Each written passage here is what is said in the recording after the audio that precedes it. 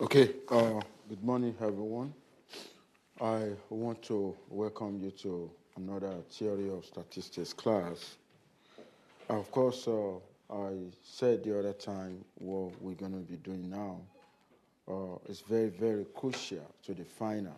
Okay, very, very crucial. It's something that you need to take very, very seriously because final has a very huge weight. And of course, I want every one of you to succeed. And we are in a critical time now that you have to pay 100% attention. Before I get started today, I also want to remind you that the final exam, we're only going to we focus on chapter 6 and 7. And of course, whatever we're doing now is a potential question in the final. So if you get stuck or if you need a clarification, of course, you need to let me know. Of course, we are ramping up this class on Friday. Of course, we're going to finish our class on Friday. And of course, the Monday class is just to go over practice final, questions. Of course, before the end of the week, I'm going to post the final exam practice questions without solution. And of course, maybe you can try that, and by the time I post the solution on Monday, because we're going to go over the solutions of the final practice question on Monday. So please, like I said, pay attention today. I'm going to use your board a lot. And of course, you're going to see the application of central limit theorem. I think you're going to see the application in chemistry, in application in marketing, application in medical field, economy, and so on like that. So I will advise, once again, you pay attention. So I want to welcome you to central limit theorem. But we want to talk about the using data method in central limit theorem. So in the outline, of course, I'm actually going to talk about the data method of approximation, then also to walk you through examples. Okay. Now, I'm going to tell you what the significance of the data approach in central limit theorem. Okay.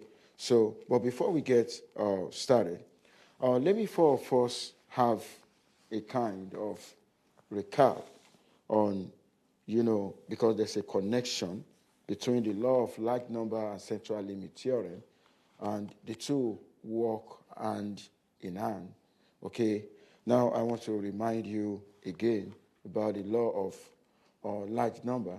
What we're trying to say, the whole story actually started from the fact that we want to figure out the true value of a population parameter. When I say true value of population parameter,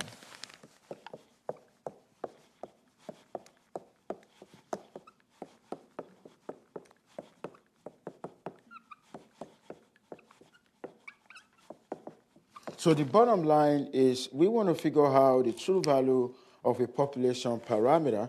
When I say population parameter, I mean population mean. I mean population mean. Okay, population proportion.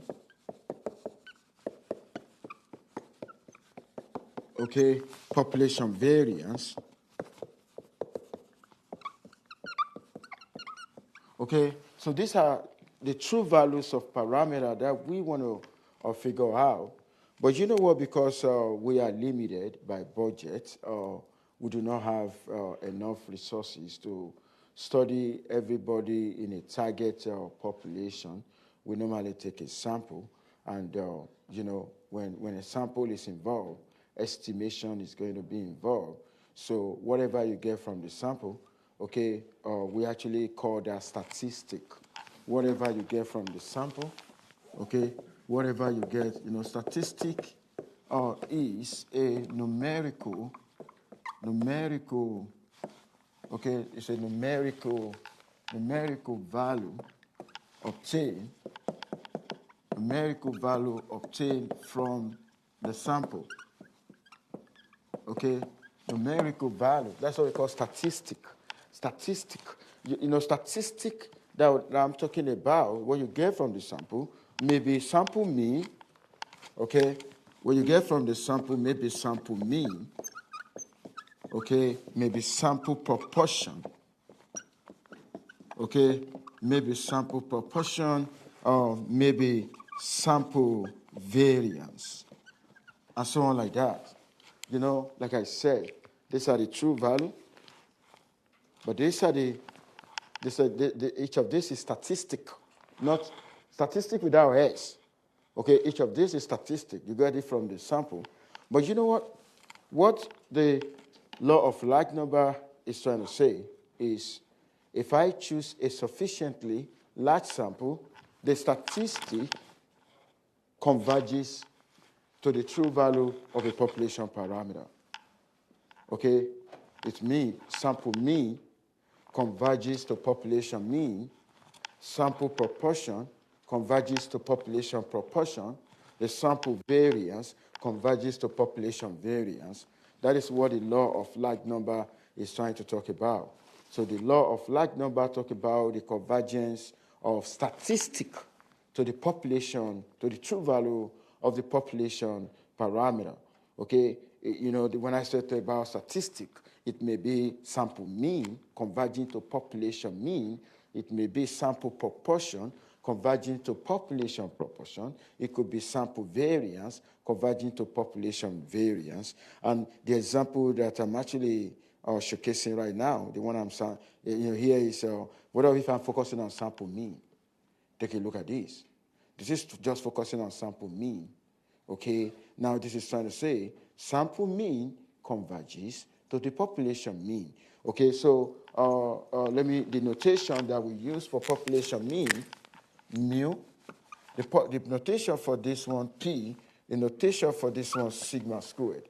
But the notation here is this, that, okay? The notation here is this guy, and the notation here is that guy, okay?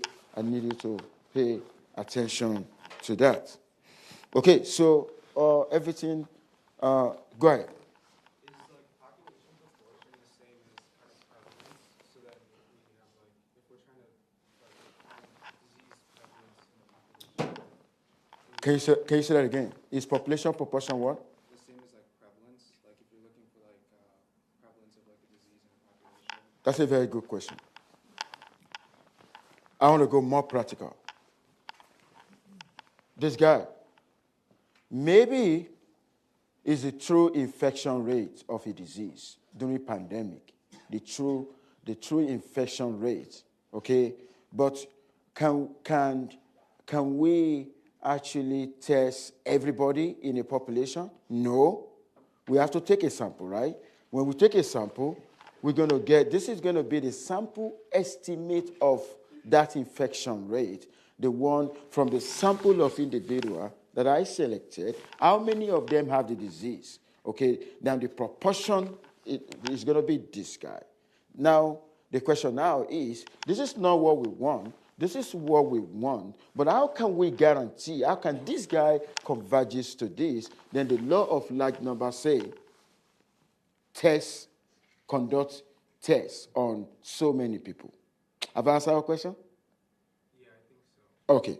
Now, the true so it now depends on your intention. This one is the true average. Maybe you want to know the average income, or you want to know the average of anything at all that comes to your mind. This is the true value of the average. The only way to get the true value of the average is when I conduct complete enumeration. That's not possible. I have to study everybody. We don't have resources for that. Most of the time, this is where we are. We normally work on sample. Does that make sense? But working on sample, how can I actually, reasonably say that the result that I got from the sample it's more or less the same as the result that I'm supposed to get if I have opportunity to study the whole population, and the law of large number, ensure that guarantee. And the only way that's going to be possible, then make sure you take a large sample size. Does that make sense? Now, that is what the law of large number talk about. But the law of large number does not put the distribution of this into consideration. It doesn't put the distribution of statistic into consideration. And why do I need the distribution of statistic? Because statistic here is a random variable. Because if 1,000 investigators should be working on the same thing, they're actually going to get different value for this guy, different value for this guy, different value for that guy. And because of that, we need a probability distribution for that. And you know what we actually focusing on? We want that distribution to be normal. We don't want it to be any other distribution. Why do we want it to be normal? We want it to be normal because of simplicity of normality. Because when a random variable follows normal distribution, normality facilitates standardization. The standardization facilitates the use of z-score. Where if I'm able to standardize, a probabilistic computation becomes so easy. Can you see? And the only way we can guarantee the normality of this statistic is now to go by a way of the central limit theorem.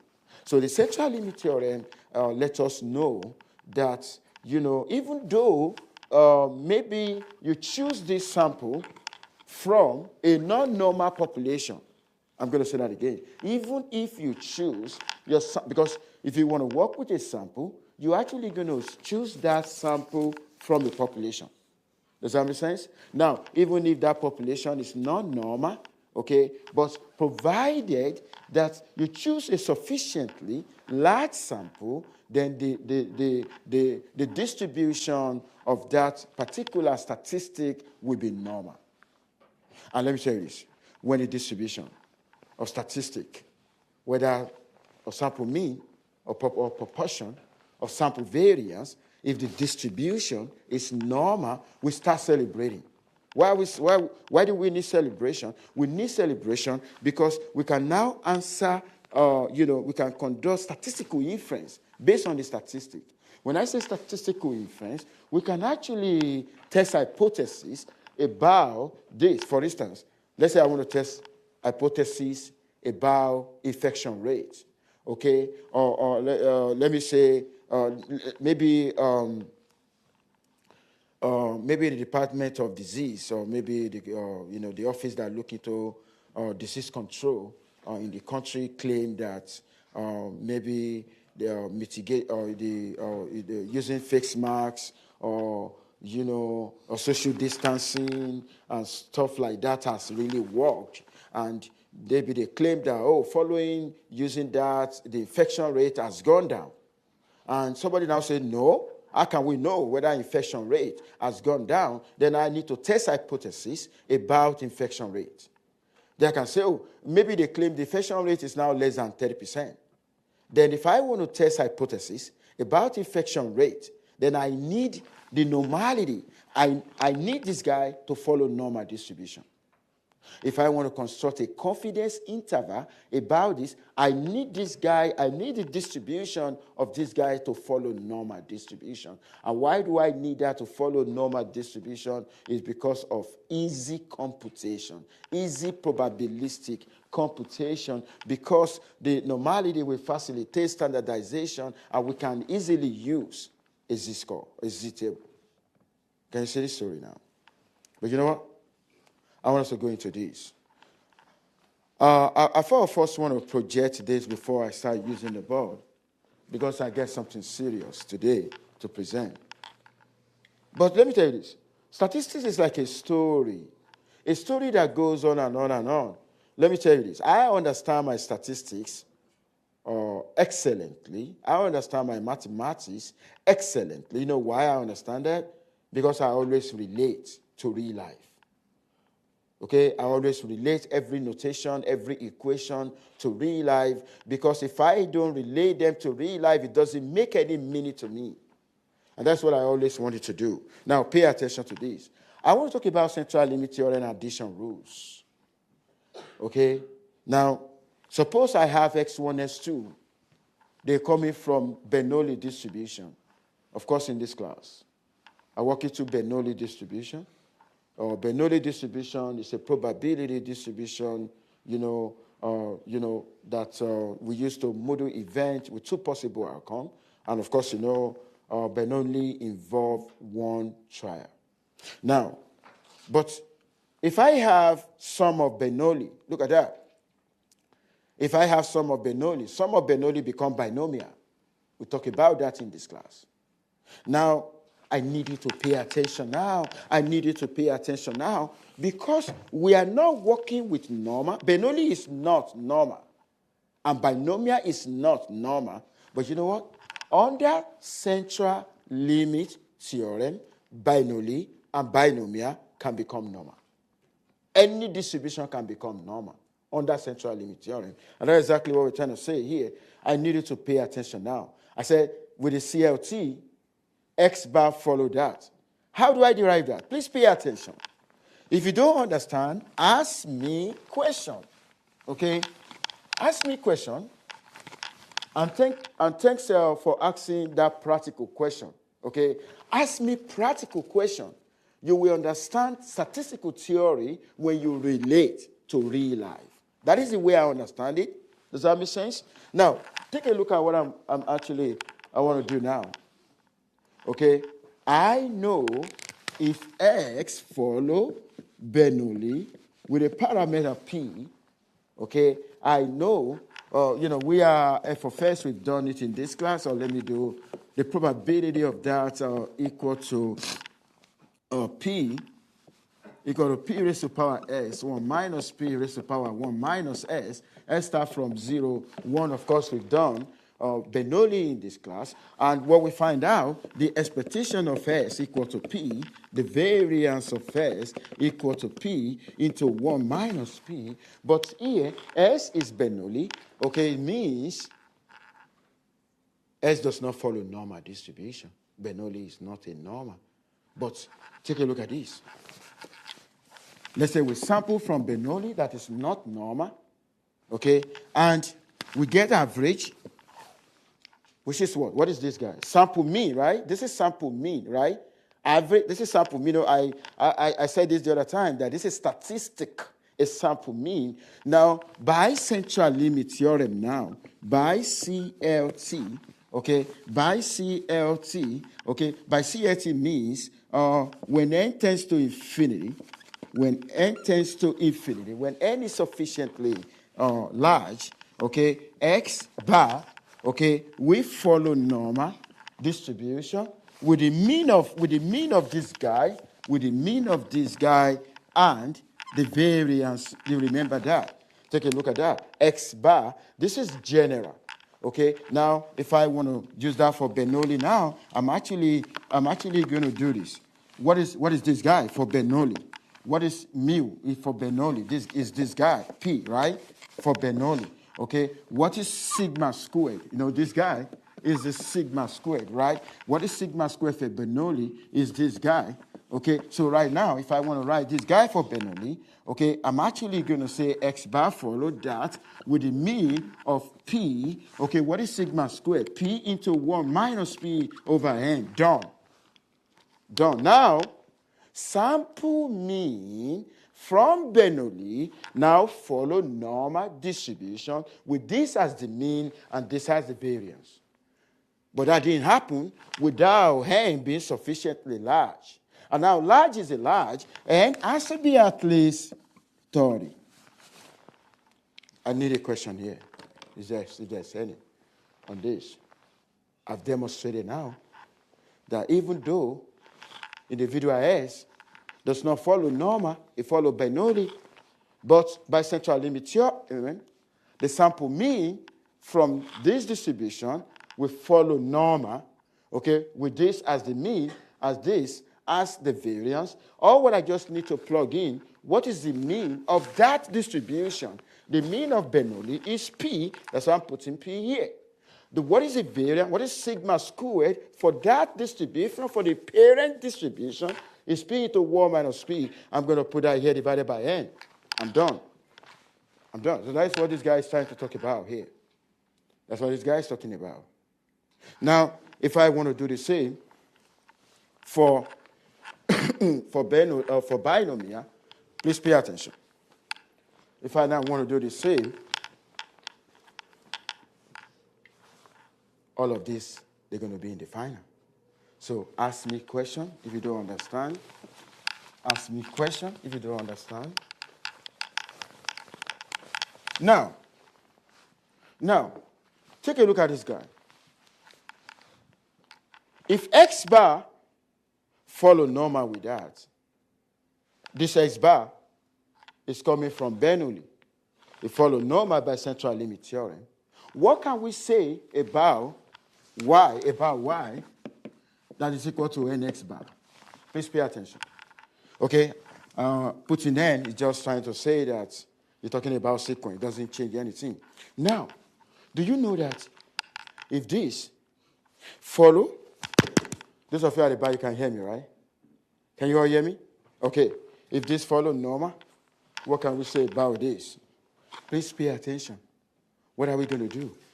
I need the mean of this guy. I need the variance to be able to know. So what am I going to do to find the mean? What is the expected value of y? It means what is the expected value of this guy? Okay, which is going to be n expected value of that. And what is the expected value of that? P. Okay, because this guy here is trying to say expected value of x bar n equal to P, and the variance of x bar n equal to P into 1 minus P over n. What is that? That's what that guy is trying to say. So what is that? I'm going to plug in that. That means the mean will be NP. Let's derive the variance. What is the variance of this guy? Okay, pay attention. If you take a look at what we're doing now, we've done something that looked like this before in linear combination. Okay, now take a look at this. This n is a constant, right? When constant is coming out of the variance, it's going to be n squared, right? Then I'm actually going to have the variance of this guy, right? So this is going to be n squared. What is the variance of x bar? Is this guy here, right? P, 1 minus P over n. Okay, that cancel that. What do I have? Okay, so what do I have right now? I got this guy. Which is this guy? So after deriving that, then I'm going to say y follow normal with the mean of NP, okay, and the variance of that. Done. And do you now know what? Do you now know what is happening now? This guy is Bernoulli. It's a normal approximation to Bernoulli. Normal approximation to Bernoulli. But this guy, normal approximation to binomial. Can you see the difference between the two? Go ahead.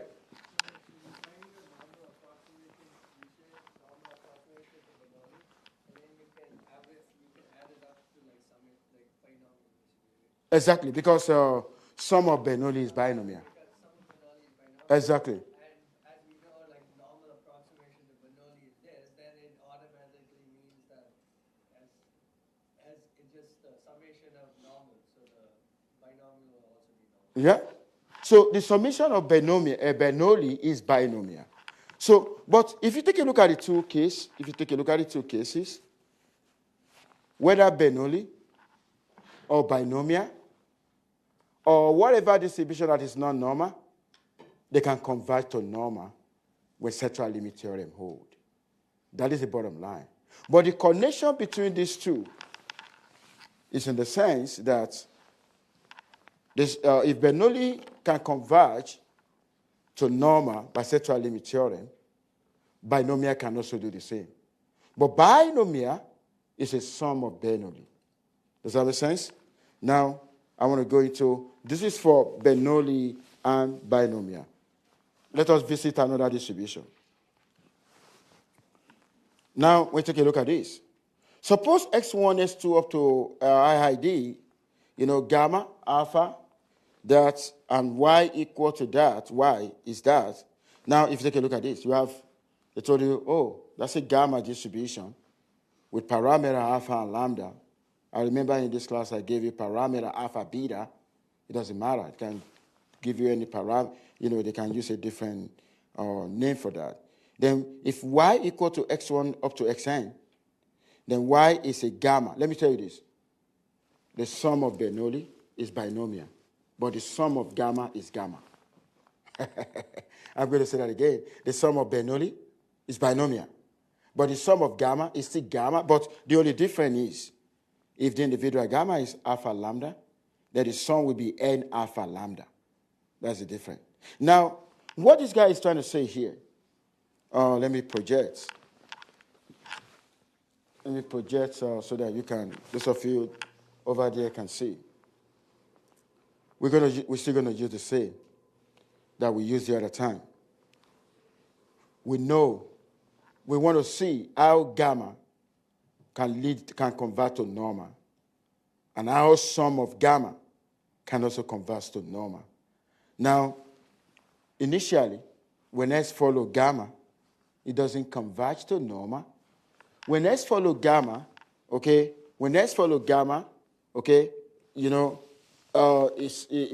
gamma is not normal. It's going to have a mean, it's going to have its variance. But there's something I want you to be using. Please pay attention. I want to generalize for any distribution. I want to generalize. Please pay attention. I want to generalize for any distribution. If X follow any distribution, whether gamma, Weibull, whatever distribution, okay? But by central limit theorem, the mean from that will always follow this. We're always going to be this. But you know what? This all the time. But you know what you just need to figure out? This guy will be the mean of that original distribution. Sigma square will be the variance of that original distribution. Now, in this case now, okay? In this case now, when S follow that, because there are different kind of gamma distribution. If I'm going to ask that in exam, I'm going to give you the mean. When I give you a parent distribution, I will give you the mean and the variance. Does that make sense? That's a D. Now here, let's say they gave you the mean, okay, maybe to be alpha over lambda, and they gave you the variance, maybe to be alpha over lambda squared. Now, all of this, let's say this, given. Please pay attention. When they give, go ahead. You said the gamma x is distributed gamma alpha comma lambda, right? Yeah. Isn't that basically expectation of x? Yeah, that's what I'm saying.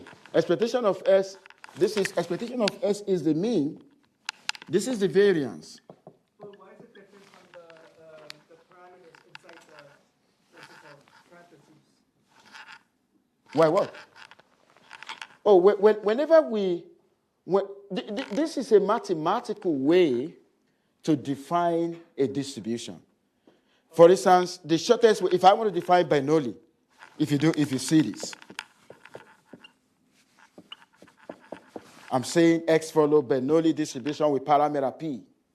If I want to define binomial, I'm going to write this. Binom and P. Can you see that? I'm trying to say S follow binomial with parameter N, P. If I want to write normal, if you see this,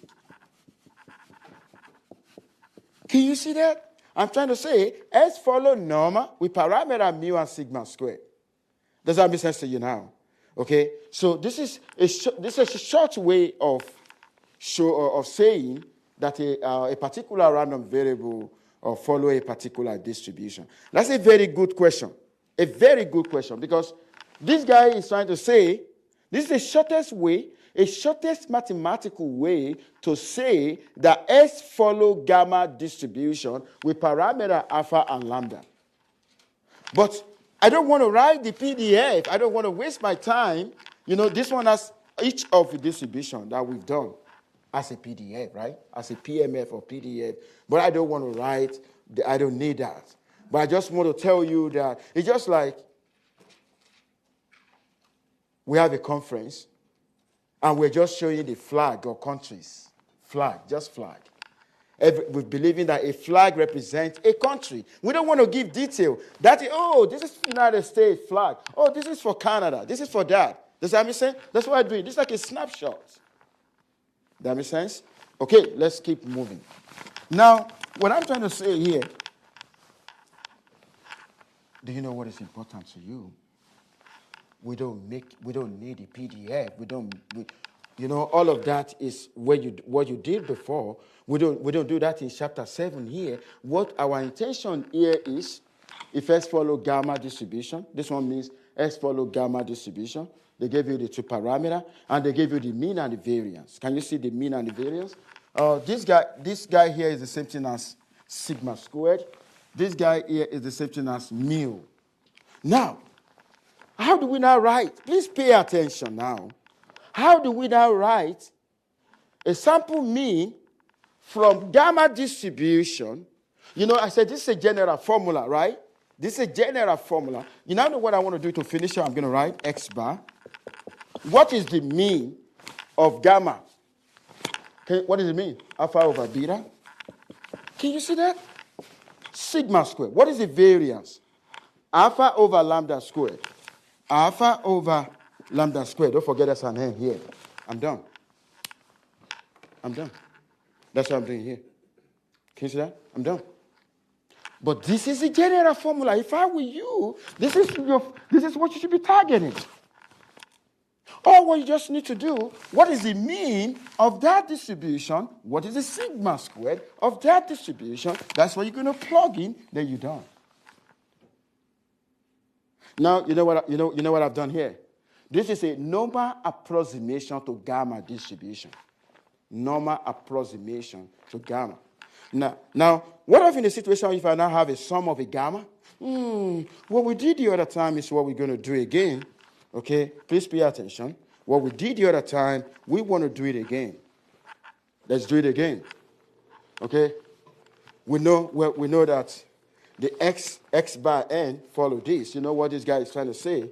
This guy is trying to say expectation of this guy now is this. The variance of this guy now is this. Right? That's what this guy is saying. But right now, they want you to find this. You know what this guy represents? This guy represents the sum of x, which is x1, s2. Because if I multiply the average by n, I'm talking about the sum, which is the sum of gamma now. Sum of gamma. Okay? And you know what? The sum of gamma is this guy. What parameter do we have? Okay? Now, if I want to focus on this guy now, you see the parameter that I actually have. So they give you the parameter here. They told you that y follow gamma with parameter n alpha lambda. This is what I'm going to be focusing on. But do you know what this guy is telling me? Okay, if you take a look at what this guy is actually telling me, he's trying to say expectation of y is n alpha, the variance of y is still lambda. So don't forget, this guy is sigma squared, this guy is the mean. So right, we want to find what is the expected value of this. Okay? Do you know here? We can make use of this guy here. Okay, this is going to be n. expectation of this guy. And what is the expectation of this guy? Okay? What is the expectation? Is this guy. So alpha over lambda. Can you see that? And alpha over lambda. Okay? That was why you get this. And alpha over lambda. Can you see that? Now let's talk about the variance. Okay? Let's talk about the variance. The variance of y. Okay, so the variance of n x bar.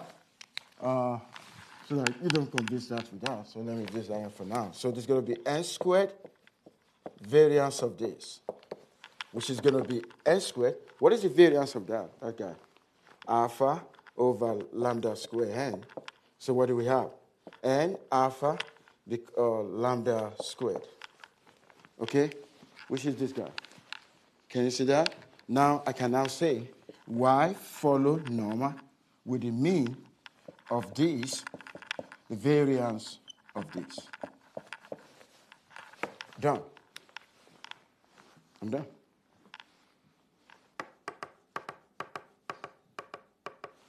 That's how we do it. Okay. What we're going to do today, that we finish on Friday, is very, very crucial. Now, this is how we do it. Any distribution can converge to normal, but the general formula is this guy. The general formula is this guy. This guy will be the mean of that parent distribution.